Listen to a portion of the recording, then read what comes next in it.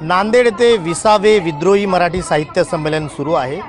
27, 28 आणि 1 मार्च 2026 असे 3 दिवसीय हे संमेलन नांदेडमध्ये सुरू आहे।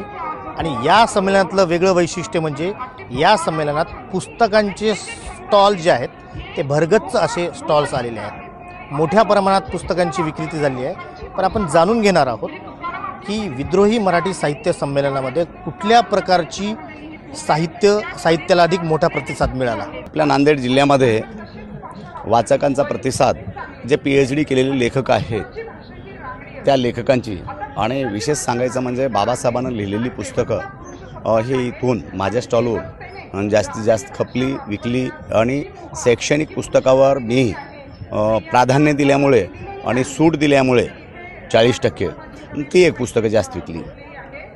कुठल्या प्रकारच्या पुस्तकांना मोठा प्रतिसाद लाभला तुम्हाला?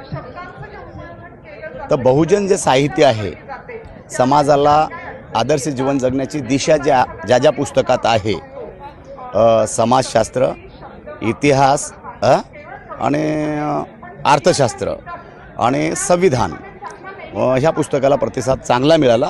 आणि बहुजन नेत्यांचे जीवनचरित्र ज्या नेते आपल्या या महाराष्ट्रासाठी खपले, ज्या नेत्यांनी या समाजाला न्याय दिला त्या नेत्यांचे जीवनचरित्र एक जास्त विकले आणि PhD केलेल्या लेखकांची पुस्तकं जास्त विकली।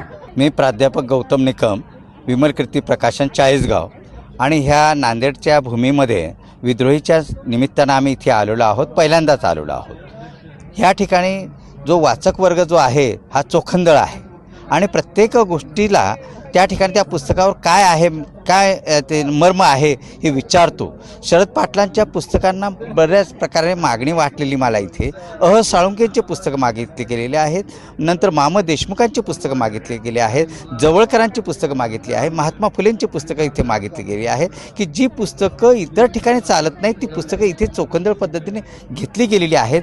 याचाच अर्थ असा की नांदेड ही भूमी सांस्कृतिक आणि वाचकाच्या दृष्टिकोनातून अभिरुची अत्यंत उत्तम आहे।